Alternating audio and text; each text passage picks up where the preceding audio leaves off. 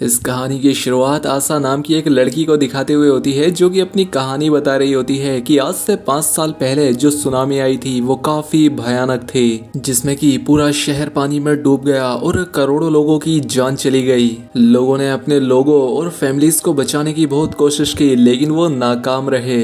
और अब इस वक्त कुछ चंद गिने चुने लोग हैं जो बिल्डिंग की ऊंची छतों पर चले गए, जिसके चलते उन लोगों की जान बच पाई। और इन्हीं लोगों में आशा भी शामिल थी।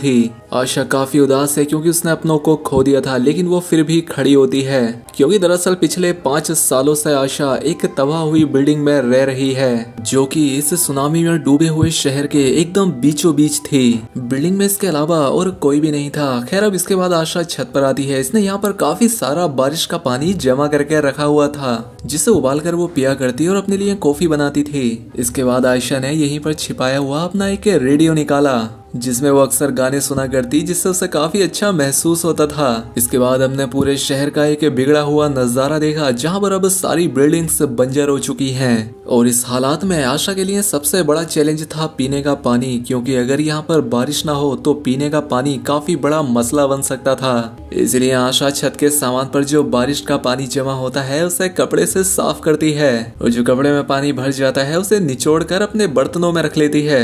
और कुछ इस तरह से इतनी मेहनत के बाद वो अपने पीने के लिए पानी इकट्ठा करती है, लेकिन इस पानी को भी वो छिपा कर रखती है, क्योंकि अब इन हालातों में सामान ना होने की वजह से बहुत सारे लोग ऐसे हैं जो अब लुटेरे बन चुके हैं। वो इस सामान लूट लेते हैं। कितनी बोतल्स अभी बाकी रह गई हैं, आशा ये सब डायरी में नोट करती थी। इसके बाद वो दूरबीन से आसपास देखने लगी, तभी एक बिल्डिंग बीच में से टूटकर पानी में गिर जाती है, जो कि पानी की वजह से हो रहा था। और ऐसा करते करते पूरा शहर पानी में डूब चुका था। जब आशा ने नीचे देखा तो एक पानी का बॉक्स था जो कि पानी में तैर रहा था, जिससे इसे लगा कि इसमें जरूर कोई जरूरी सामान होगा। इसके बाद आशा नीचे वाले फ्लोर पर आती है, जहां पर पानी भरा हुआ था, और यहाँ से वो उस बॉक्स पर एक पिन मारकर उसे अपनी ओर खींचने लगी।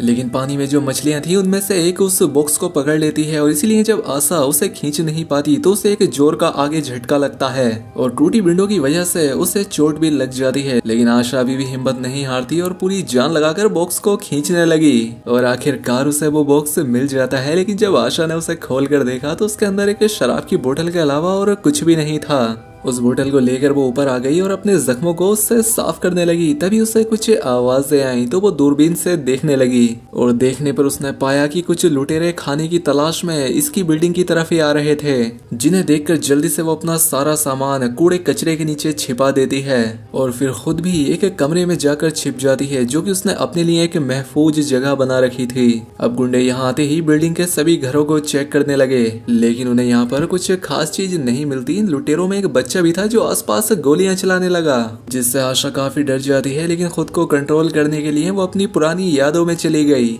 जहाँ पर उसने अपनी छोटी बहन को देखा, जहाँ पर ये दोनों एक साथ थी। खैर, अब कुछ वक्त बाद जब वो लुटेरे यहाँ से चले गए तो आशा भी बाहर आ गई, और थके होने की वजह से वो सो जाती है। उस रात आशा को एक डरावना सपना आया, जिसमें उसने अपनी फैमिली को डूबते हुए देखा, जिन्हें वो चाहकर भी नहीं बचा पाई। खैर, अब अगले दिन जब आशा सोने जाती है तो उसे बिल्डिंग से कुछ आवाजें आने लगी, इसीलिए वो अपनी टॉर्च लेकर हर जगह चेक करती है, लेकिन उसे वहाँ कोई नहीं मिलता। लेकिन उसे शक हो गया था कि कुछ तो गड़बड़ जरूर है, कि जरूर यहाँ कोई चोरी छिपे आ गया है। इसीलिए वो हाथ धोकर साबुन को वहीं छोड़कर अंदर चली गई। लेकिन तभी यहाँ पर एक छोटी बच्ची आकर उस साबुन को उठा लेती है, जिसे कि आशा ने भी देख लिया था। लेकिन इससे पहले आशा उस बच्ची को पकड़ती, वो बच्ची ही आशा को मार के यहाँ से भाग गई। वो दूसरी जगह जाकर छिप गई। अब आशा अगले दिन उस बच्ची को ढूंढने के लिए निकल पड़ी। उसने देखा वो बच्ची दूसरे कमरे में सोफे पर सोई हुई है, लेकिन आशा सिर्फ उसे देखती है, कुछ कहती नहीं, ताकि उसकी नींद ना खराब हो। और इसके बाद वो अपना खाना बनाने चली गई। कुछ देर के बाद हमने देखा कि उस बच्ची ने आशा के रूम से बहुत सारा सामान चोरी कर लिया है। यहाँ पर उस बच्ची को आशा और उसकी छोटी बहन की कुछ तस्वीरें भी मिली। अभी वो बच्ची उन तस्वीरों को देख ही रही थी कि आशा यहाँ आ गई। अब आशा उन तस्वीरों को उस बच्ची से तो ले लेती है, लेकिन वो बच्ची खुद यहाँ से भाग जाती है। अब आशा को कुछ समझ नहीं आ रहा था कि वो उस बच्ची के साथ क्या करे, लेकिन फिलहाल उसने इस बात को अपने दिमाग से निकाल दिया। वो बच्ची अभी भी नीचे वाले रूम में थी, जहाँ पर कि काफी सारा पानी भरा हुआ था। क्योंकि आशा को भी उस बच्ची पर तरस आ रहा था, तो वो उस बच्ची के लिए नूडल्स बनाकर नीचे लेकर गई। पता नहीं इस बच्ची ने कब से खाना नहीं खाया, यही सोचकर आशा उसे नूडल देने आई, लेकिन वो उससे नूडल नहीं लेती। इसलिए आशा नूडल वहीं रख के ऊपर अपने कमरे में चली जाती है। उसके जाने के बाद वो बच्ची उन सभी नूडल्स को खा लेती है। अब अगले दिन शुक्रिया के तौर पर वो बच्ची आशा को उसका वो सारा सामान लौटा देती है जो उसने उससे चुराया था। उसे नूडल खाना नहीं आते तो वो इसीलिए आशा की नकल करती है और ये देखकर आशा भी उस पर हंसने लगी। अब काफी वक्त के बाद आशा के चेहरे पर मुस्कुराहट आई थी, बल्कि यूं कहें काफी सालों से उसने किसी से बात नहीं की थी। तो फिलहाल वो इस बच्ची से भी बात नहीं करती और रात में इस बच्ची का बिस्तर अपने बिस्तर के पास ही लगा देती है। लेकिन इस बच्ची को नींद नहीं आती, ये रोने लगी कि मुझे अपने मॉम डैड की बहुत याद आ रही है। ये सुनकर आशा पहली बार उससे बात करती है, कहती है बेटा तुम घबराओ नहीं, हम तुम्हारे माँ बाप को ढूंढ लेंगे। ये बात सुनकर बच्ची ने भी इससे बात की और कहा मेरा नाम हाई है। जिसके बाद अगली सुबह आशा और आई दोनों छत पर चली जाती हैं और खेलते खेलते ये बच्ची लॉक पर लगी टेप पट्टी को हटा देती है, जिससे देखते देखते दरवाजा तुरंत लॉक हो गया। जिसका मतलब अब ये था कि ये दोनों अब छत पर ही फंस चुकी हैं। ये देखकर आशा काफी परेशान हो गई। दरअसल इस दरवाजे का लॉक खराब था और आशा ने इसीलिए दरवाजे पर टेप पट्टी लगा रखी थी, जिसके हटते ही ये दरवाजा बंद हुआ और ये लॉक होकर दोनों ऊपर ही फंस गईं। अब आशा को परेशान देखकर हाई एक तार लेती है और उस दरवाजे को खोल देती है। ये देखकर आशा काफी खुश हुई, वो चौंक गई, लेकिन साथ ही उसने उसे समझाया भी कि देखो यहाँ की हर एक चीज को मैंने अपने तरीके से सेट कर रखा है, इसलिए कोई भी चीज छूने से पहले मुझसे पता जरूर कर लेना। और हाँ, यहाँ शोर भी बिल्कुल मत मचाना वरना यहाँ लुटेरे आ जाएंगे। यहाँ पर हाई आशा से कहती है कि हमें यहाँ से निकलना होगा, आखिर हम कब तक यहाँ पर रहेंगे, क्योंकि यहाँ रहना तो किसी खतरे से खाली नहीं है। लेकिन इसके लिए आशा साफ साफ इनकार कर देती है। कुछ देर बाद आशा ने नोटिस किया कि उसका जो खानदानी नेकलेस वो गले में पहन रखी थी वो अब उसके गले से गायब है। अब इससे आशा काफी परेशान हो गई। उसे लगा कि जरूर वो शायद हाई ने ही चुराया होगा। और जब आशा ने इस बारे में हाई से पूछा तो उसे काफी बुरा लगा कि वो उसे चोर समझ रही है। वो उससे नाराज हो गई और अपना सारा सामान लेकर बिना कुछ कहे दूसरे कमरे में शिफ्ट हो गई। खैर अब सुबह में आशा ने देखा कि हाई पीने वाला पानी कपड़े धोने में बर्बाद कर रही है। इसके अलावा भी उसने और कई सारी चीजें बर्बाद कर दी थी, लेकिन क्योंकि वो बच्ची उससे नाराज थी इसीलिए आशा उससे कुछ नहीं कहती। लेकिन उस रात जब आशा सो रही थी तो फिर से उसे डरावना सपना आया कि जब ये सुनामी आई थी तो कितनी तेजी से पानी उसके घर में घुस रहा था, जिसमें वो डरी हुई थी और इधर उधर भाग रही थी। ये भयानक सपना देखकर वो बुरी तरह डर गई। वो चीखने चिल्लाने लगी, लेकिन हाई ने उसे जगाकर उसे हौसला दिया, जिससे एक बार फिर से ये दोनों बातें करने लगे। यहाँ पर आशा हाई को समझाती है कि यहाँ पर किस तरह से रहना है। सबसे पहले उसने कहा कि पानी को कम से कम इस्तेमाल करना है, यानी पीने वाला अलग तरह से और कपड़े धोने का अलग तरह से। साथ ही तुम्हें बिजली से दूर रहना है और रेडियो को धीमी आवाज में सुनना है कि अगर जोर से बजाओगी तो वो लुटेरे यहाँ आ सकते हैं। यहाँ पर हाई ने आयशा से एक कमरे के बारे में पूछा जो पिछले काफी वक्त से बंद था। आयशा ने उससे कहा कि इस कमरे से काफी गंदी बदबू आती है और तुम भी इसे कभी मत खोलना। लेकिन वो बदबू किस लिए आती थी आयशा उसे ये नहीं बताती।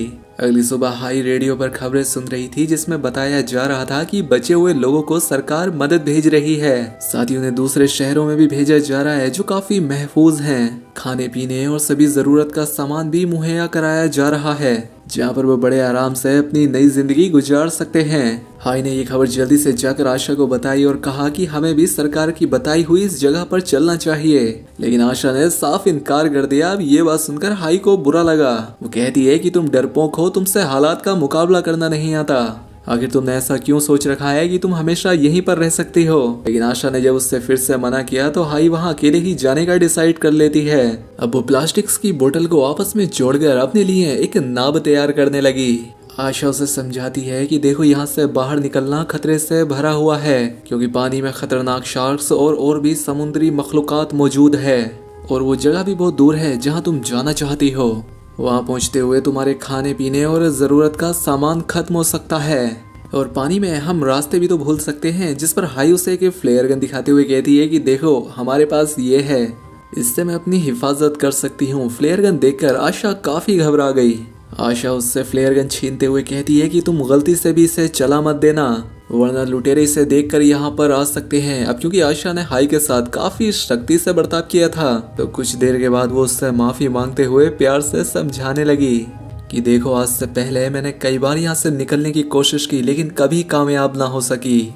ये बात बताते बताते उसे अपनी बीती बात याद आने लगी, जहाँ पर वो फैसला कर चुकी थी कि वो अपना घर छोड़ देगी, क्योंकि उसके पेरेंट्स घर में लाई हुई चीज सबसे पहले उसकी छोटी बहन को देते थे। जिस वजह से इसे भयंकर गुस्सा आता और अपनी बहन से ये बहुत जलती थी। यही वजह थी कि उसका सलूक उसके माँ बाप के लिए भी अच्छा नहीं था। वो अपनी माँ बाप की ये हरकतें देखते हुए काफी तंग आ गई थी। छोटी बहन को ज्यादा अहमियत देने के चलते हमेशा उसके पेरेंट्स से उसका झगड़ा रहता, इसलिए वो एक दिन घर छोड़कर निकल गई। लेकिन तब आशा की बहन ने उसे रोका। खैर अब प्रेजेंट टाइम में आशा ने देखा कि उसके गले से उसका वो नेकलेस निकलकर नीचे टूटा हुआ पड़ा है, जिससे वो समझ गई कि इसमें हाई की कोई गलती नहीं थी। उसने ये नेकलेस नहीं चुराया था, जिस वजह से उसे काफी शर्मिंदगी हुई। इसीलिए उसने हाई से माफी मांगी। अब अगले दिन काफी बारिश हुई थी तो इन्होंने पीने का काफी सारा पानी जमा कर लिया था। लेकिन इस सब में अब आशा को भी ये महसूस हो गया था कि ये जगह ज्यादा दिनों तक के लिए सेफ नहीं है, तो बेहतर होगा हमें यहाँ से निकलना चाहिए और गवर्नमेंट की बताई हुई उस जगह पर जाना चाहिए। इसलिए उसने हाई की बात मान ली और उस जगह पर जाने के लिए नाव बनाने में उसकी मदद करने लगी। पास के सीन में हमने देखा जब आशा ने घर छोड़ा था तो उसके साथ उसकी बहन भी थी, जिस वजह से हर तरफ अफरा तफरी मच गई। लोग डर कर घबरा कर इधर उधर भागने लगे और आशा को बहुत दुख हुआ कि वो अपनी बहन को ना बचा सकी। ये सोचकर आशा प्रेजेंट टाइम में भी दुखी रहती थी, लेकिन अब उसे ये बात की तसल्ली थी कि उसे दूसरी बहन मिल चुकी है। इसलिए उसने अगली सुबह हाई को अपना वो नेकलेस भी दे दिया एक गिफ्ट के तौर पर। खैर अब कुछ दिनों के बाद इनकी वो छोटी सी नाव यहाँ से निकलने को तैयार थी। अब ये यहाँ से निकलने ही वाली थी कि तभी गलती से हाई से रेडियो ऑन हो गया, जिसकी आवाज सुनकर लुटेरे यहाँ पर घुस आए और इन्होंने जल्दी से अपना सामान वहीं पर छिपा दिया। आशा ने जल्दी से हाई को लकड़ी की बनी हुई एक दीवार में छिपा दिया, जबकि आशा उसी पुराने स्मेल वाले कमरे में जाकर छिप गई। लुटेरे अंदर आकर घर में पड़े हुए सामान को बिखेरने लगे और जो खाने का सामान उन्हें मिल रहा था वो उसे अपने पास रख लिए।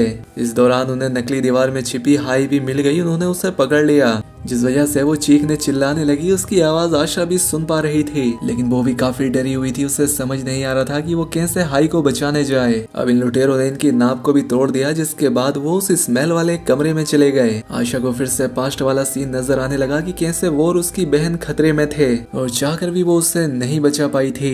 लेकिन अब पास्ट में वो दोहराती है कि ये मैं गलती दोबारा नहीं करूंगी, इसलिए वो बाहर आ गई ताकि हाई को बचा सके। उसके पास फ्लेयर गन थी, इसलिए जो आदमी उसके पास आता है वो उसे मार देती है। जिसके बाद ये दोनों वहाँ से दूसरे घर में आ गई, जहाँ पर उन्होंने लुटेरे को फंसाने के लिए एक जाल बिछाया।